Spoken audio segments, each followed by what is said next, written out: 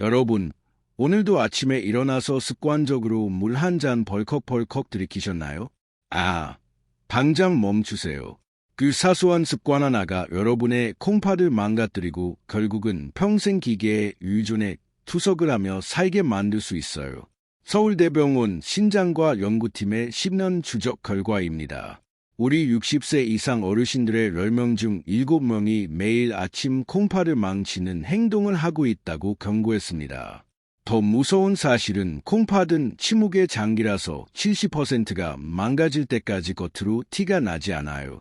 저는 10년차 신경과 전문의 이달원입니다. 투석실에 누워 진작 알았더라면 하며 후회하는 분들을 볼 때마다 의사로서 가슴이 너무 아파요. 그래서 오늘 병원에서는 잘 알려주지 않는 자연 치유 방법을 알려드리려 해요. 값비싼 보약도 아니고 무서운 수술도 아닙니다. 바로 여러분 부엌 찬장에 있는 꿀 한 스푼입니다. 고작 꿀이라고 하며 비웃으면 안 돼요. 꿀이 간단한 것이 의료계를 놀라게 했습니다. 혹시 요즘 소변을 보면 거품이 비늘하지 않습니까? 자고 일어나면 눈꺼풀이나 발목이 통통 붓고 밤마다 화장실 가느라 잠을 설치시죠. 허리가 끊어질 듯 아프고 만사가 귀찮으신가요? 이게 단순히 늙어서 그런 것이 아닙니다. 여러분의 콩팥 필터가 찢어져서 걸러내야 할 단백질이 몸 밖으로 다 빠져나가고 있다는 응급신호입니다. 오늘 제가 말씀드릴 내용은 5가지입니다. 첫째, 꿀이 망가진 콩팥 필터를 복구하는 기적의 원리. 둘째, 신장 기능을 갉아먹는 최악의 꿀 섭취 실수 3가지. 셋째, 꿀 섭취의 황금 시간대 3가지. 넷째, 절대 피해야 할 섭취 실수. 다섯째, 꿀을 먹으면 안 되는 사람은 누구인가? 끝까지 보시면 여러분은 더 이상 밤에 화장실 때문에 깨지 않고 붓기 없는 가벼운 아침을 맞이하게 될 것입니다. 지금 바로 시작합니다. 자, 이제 본격적으로 꿀이 망가진 콩팥 필터를 어떻게 되살리는지 그 비밀을 낱낱이 파헤쳐 보겠습니다. 하지만 그 전에 여러분은 아마 저를 붙잡고 이렇게 묻고 싶으실 겁니다. 선생님, 꿀은 결국 설탕 덩어리잖아요. 우리 노인들은 단 음식을 피해야 콩팥이 안 망가진다고 하던데요. 여러분의 걱정 충분히 이해합니다. 저도 10년 전 레지던트 시절에는 환자들에게 무조건 단 것은 입에도 대지 말라고 소리치던 깐깐한 의사였습니다. 바로 이것이 현대의학의 맹점입니다. 우리가 병원에서 배우는 교과서에는 설탕과 꿀을 똑같은 단순당으로 분류합니다. 하지만 제가 임상 현장에서 직접 목격한 진실은 정반대였습니다. 여러분이 드시는 정제된 하얀 설탕은 혈관을 긁어내고 콩팥 사구체 염증을 일으키는 무서운 독극물이 맞습니다. 그건 마치 불꽃놀이처럼 순식간에 타올랐다가는 꺼져버리는 가짜 에너지입니다. 반면에 천연꿀은 단순한 설탕물과는 다르죠. 벌들이 수천 송이의 꽃을 찾아다니며 모아오니 황금색. 액체 속에는 180여 가지가 넘는 살아있는 효소와 비타민 그리고 미네랄이 농축되어 있습니다. 이것은 장작불처럼 은은하게 타오르며 콩팥세포 하나하나에 힘을 불어넣는 진짜 에너지원입니다.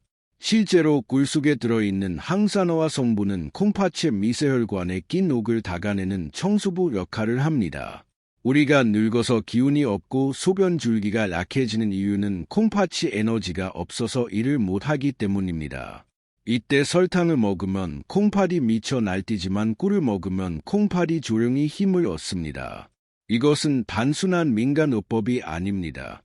이미 수많은 국제학술지에서 꿀의 항염증 효과와 조직재생 능력을 입증하고 있습니다.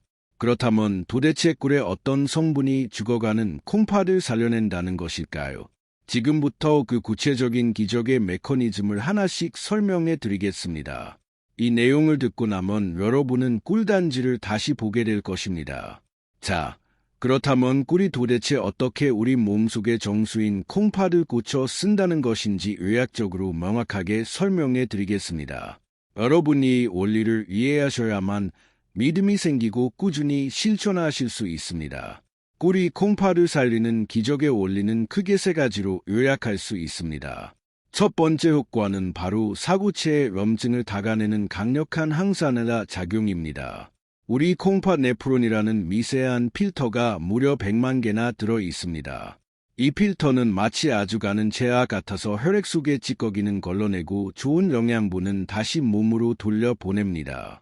그런데 나이가 들고 혈압이 높으면 이 필터에 활성산소라는 독성 물질이 달라붙어 녹이 슬기 시작합니다. 필터가 녹으면 구멍이 막히거나 찢어져서 결국 소변으로 단백질이 줄줄 새어나오는 단백뇨가 발생합니다. 바로 이때 꿀 속에 들어있는 플라보노이드와 폴리페놀 성분이 투입됩니다. 이 성분들은 혈관을 타고 콩팥으로 들어가서 필터에 달라붙은 녹을 제거하고 염증을 가라앉히는 소방수 역할을 합니다. 실제로 동물 실험 결과 꿀을 꾸준히 섭취한 그룹은 그렇지 않은 그룹에 비해 콩팥세포의 손상이 현저히 줄어들고 사구체 여화율이 개선된 것으로 나타났습니다. 두 번째 효과는 콩팥의 부담을 덜어주는 청정 에너지 공급입니다. 콩팥은 우리 몸에서 심장 다음으로 일을 많이 하는 장기라서 엄청난 에너지가 필요합니다. 그런데 우리가 흔히 먹는 밥이나 빵 같은 탄수화물은 소화 과정에서 많은 찌꺼기를 남겨 오히려 콩팥을 피곤하게 만듭니다. 반면에 꿀은 이미 벌들에 의해 한번 분해된 단당류라서 소화 과정 없이 즉시 혈관으로 흡수되어 콩팥세포가 바로 가져다 쓸 수 있는 최상급 연료가 됩니다. 마치 매연이 심한 경유차에 넣는 연료와 깨끗한 전기차 에너지의 차이라고 보시면 됩니다. 콩팥이 깨끗한 에너지를 공급받으면 노폐물을 걸러내는 힘이 다시 좋아져서 몸의 붓기가 빠지고 피로가 사라지는 것입니다. 세 번째 효과는 천연 항생제 역할입니다. 우리 노년기에 콩팥을 망가뜨리는 숨은 주범 중 하나가 바로 뇨로 감염입니다. 소변기를 타고 세균이 거꾸로 올라가서 콩팥에 고름을 만드는 것입니다. 꿀에는 글루코스 산화효소라는 특별한 성분이 들어있는데 이것은 몸속에서 소량의 과산화 수소를 만들어냅니다. 이것이 콩팥과 방광에 있는 나쁜 세균들을 죽이고 세균이 살 수 없는 환경을 만듭니다.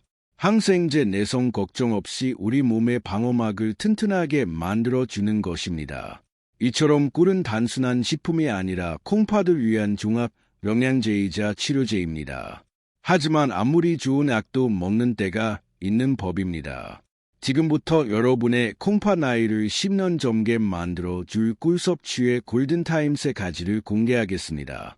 자, 이제 꿀이 콩팥에 좋은 건 알겠는데 도대체 언제 어떻게 먹어야 하느냐고 물으실 차례입니다.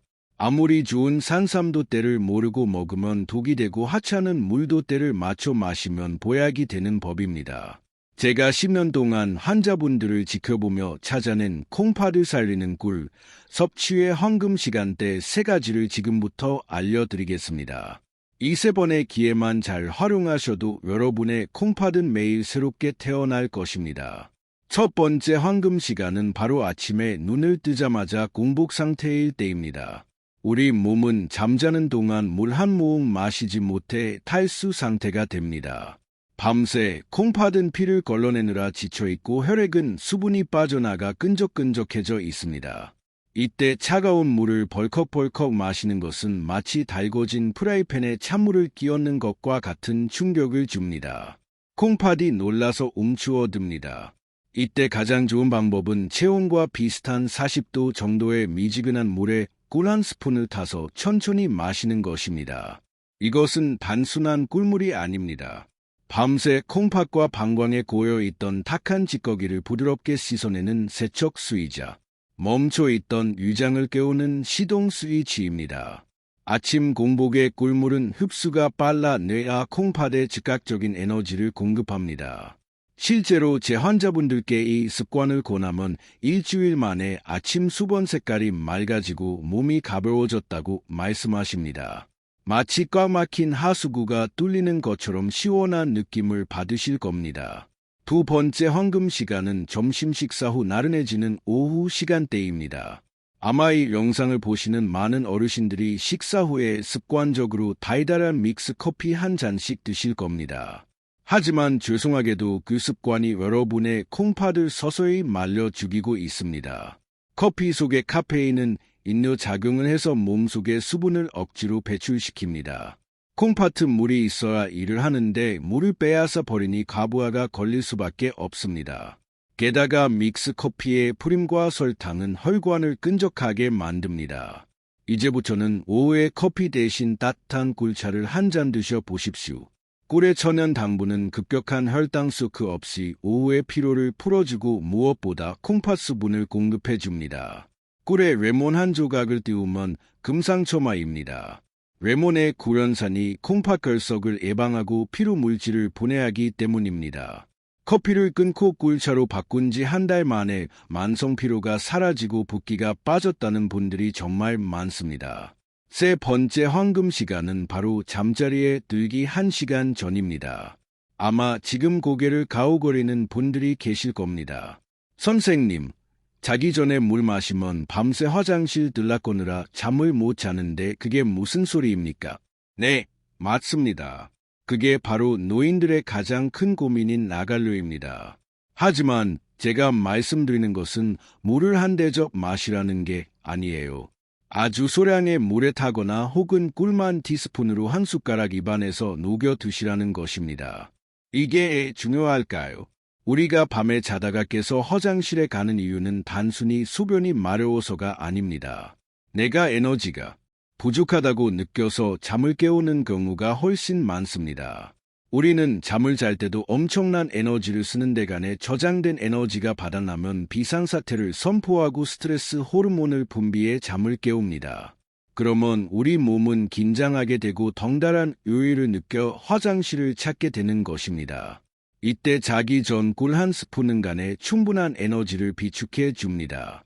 그러면 내가 안심하고 깊은 잠에 빠져들게 됩니다. 깊은 잠을 자아하는 호르몬이라는 것이 나와서 소변을 억제합니다. 즉 꿀이 수면제 역할을 해서 콩팥도 푹 쉬게 해주는 것입니다. 실제로 밤마다에 5번씩 깨던 환자분이 자기 전 꿀 한 스푼을 실천하고 나서 화장실 가는 횟수가 한 번으로 줄거나 아이침까지 푹 주무시게 된 사례가 너무나 많습니다. 밤새 콩팥이 쉬어야 낮에 다시 피를 걸러낼 힘이 생깁니다. 여러분, 이 세 가지 시간대를 꼭 기억하십시오.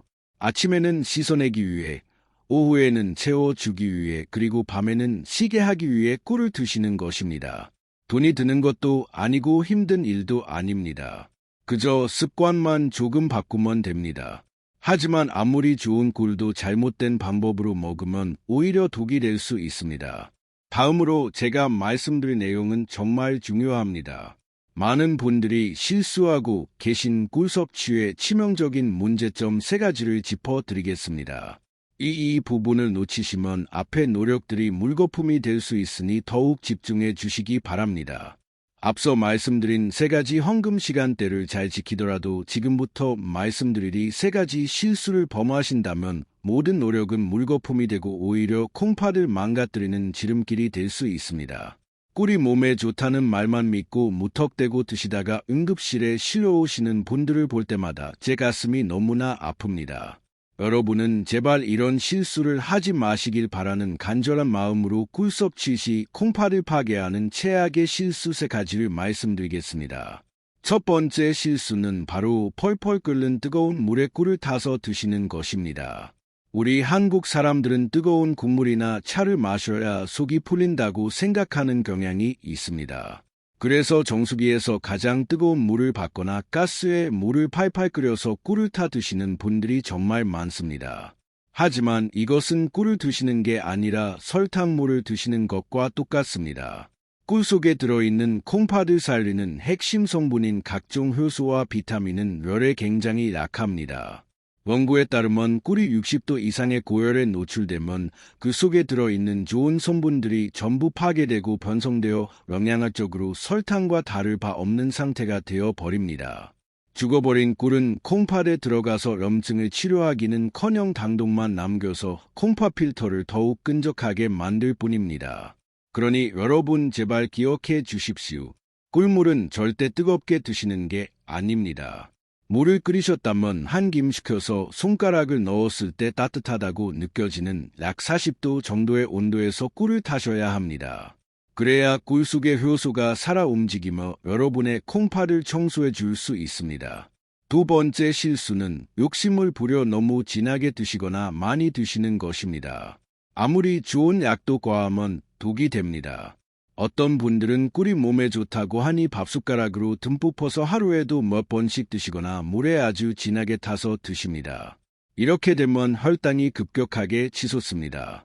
혈당이 오르면 콩팥 든 그 당분을 걸러내기 위해 평소보다 몇 배나 더 무리하게 일을 해야 합니다.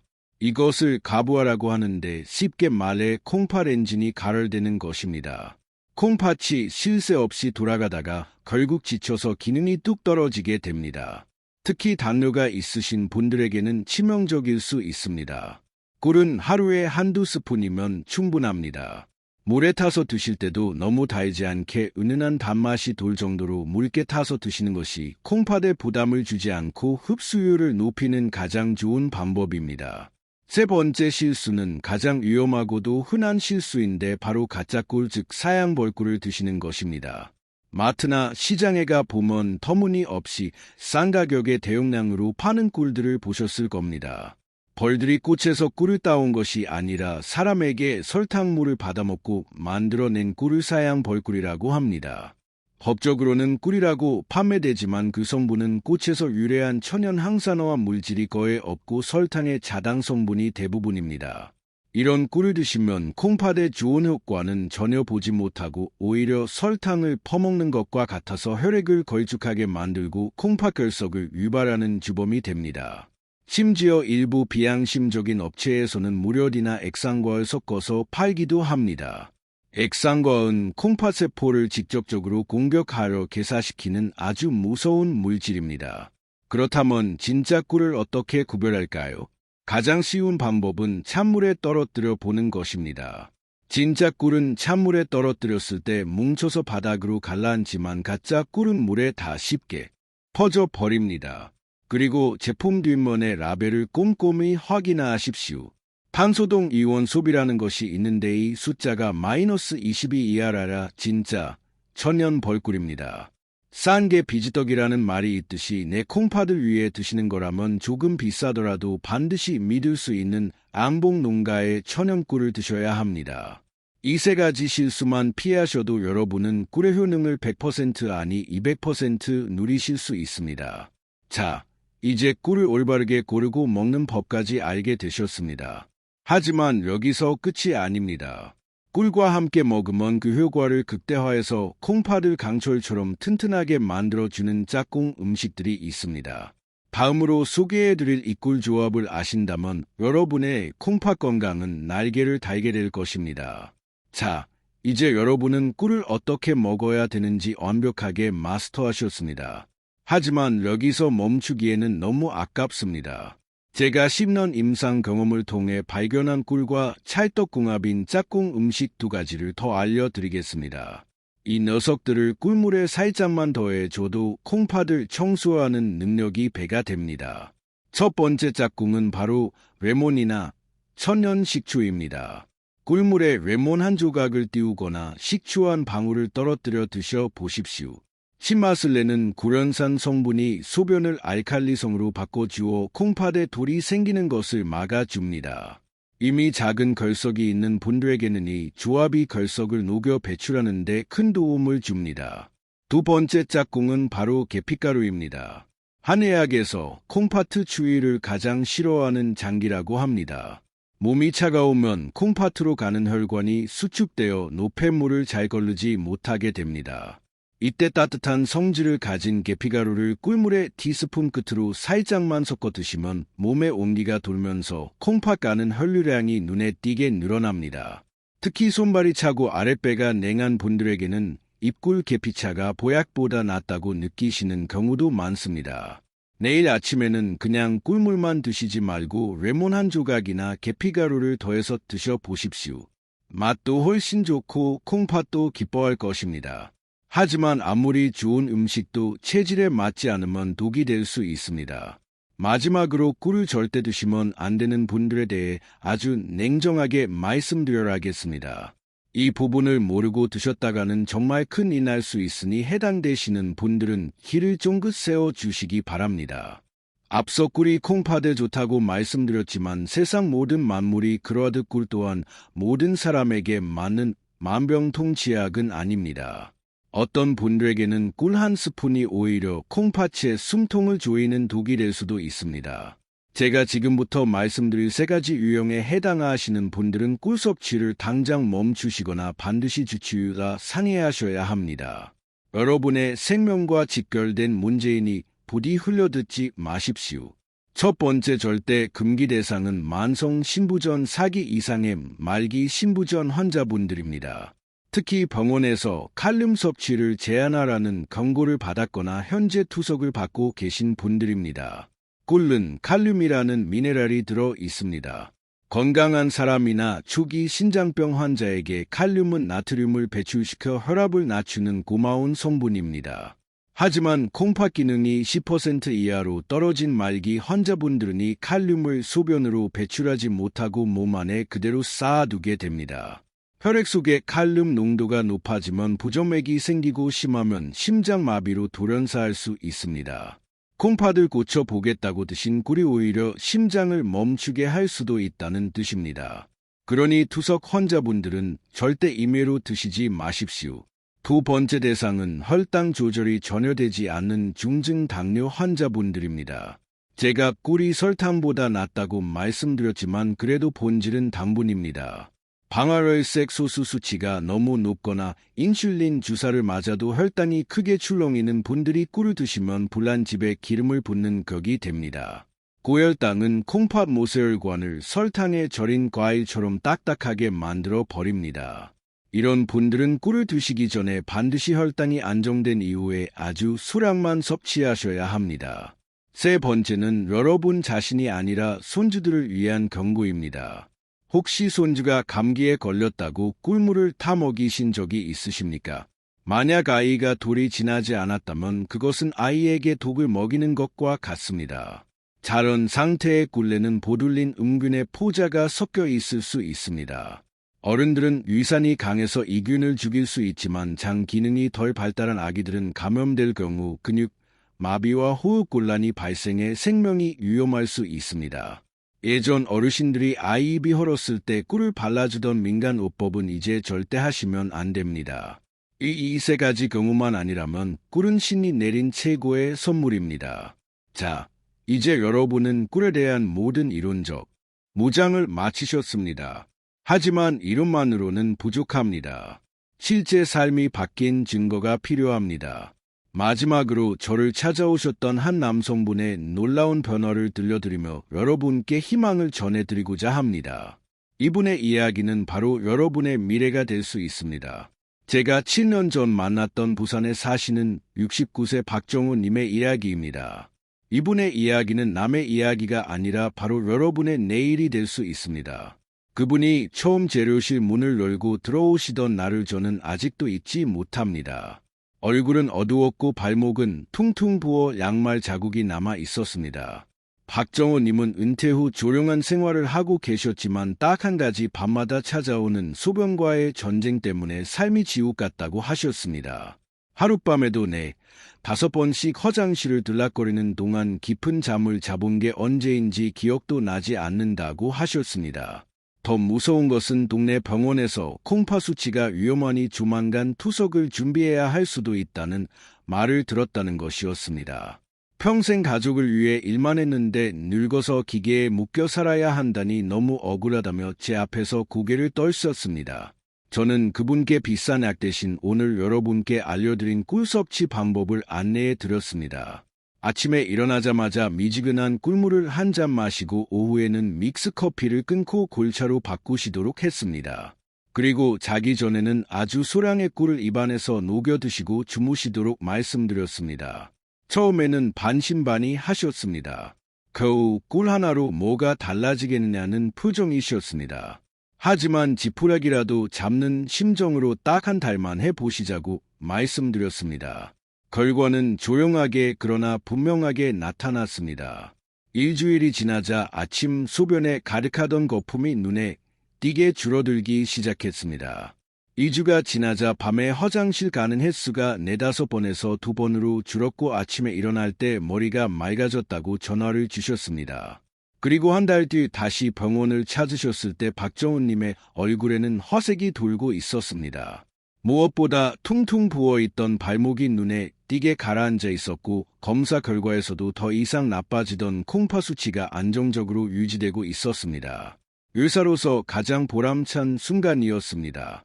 지금 박정호님은 어떻게 지내고 계실까요? 70대에 접어들었지만 아직까지 투석 없이 일상생활을 유지하며 가벼운 등산도 다니고 계십니다. 꿀 한 스푼이 꺼져가던 콩팥의 불씨를 다시 살려낸 것입니다. 박정호님의 이야기는 특별한 기적이 아닙니다. 올바른 방법으로 꾸준히 실천한다면 바로 내일 여러분에게도 충분히 일어날 수 있는 변화입니다. 자, 이제 여러분의 차례입니다. 오늘 당장 시작하실 수 있도록 제가 마지막으로 여러분께 꼭 드리고 싶은 말이 있습니다. 자, 여러분, 이제 오늘 긴 이야기를 마무리할 시간입니다. 제가 오늘 여러분께 강조한 꿀 한 스푼의 변화는 단순히 몸에 좋은 음식을 하나 더 챙겨 드시라는 가벼운 조언이 아닙니다. 그것은 평생을 가족과 자식을 위해 헌신하며 정작 자신의 몸은 돌보지 못했던 우리 세대의 아버지, 어머니들께 드리는 의사로서의 진심이자 간절한 부탁입니다. 지난 10년간 저는 병원에서 수많은 환자분들의 마지막을 지켜봤습니다. 평생을 성실하게 살아오셨지만 단지 콩팥을 지키는 작은 습관을 몰라서 차가운 기계에 몸을 맡기고 남은 삶을 병원에서 보내야 했던 분들의 눈물을 저는 잊을 수 없습니다. 여러분만큼은 그런 고통을 겪지 않으셨으면 합니다.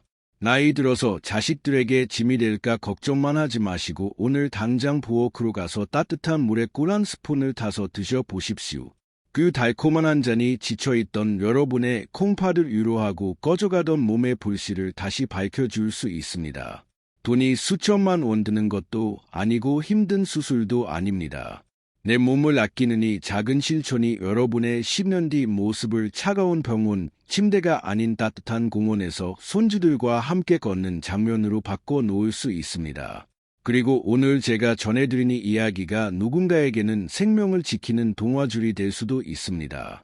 주변에 콩팥 때문에 걱정하는 친구나 밤잠을 설치는 이웃이 있다면 주저하지 말고 이 영상을 공유해 주십시오. 좋은 정보는 나눌수록 더 큰 힘이 됩니다.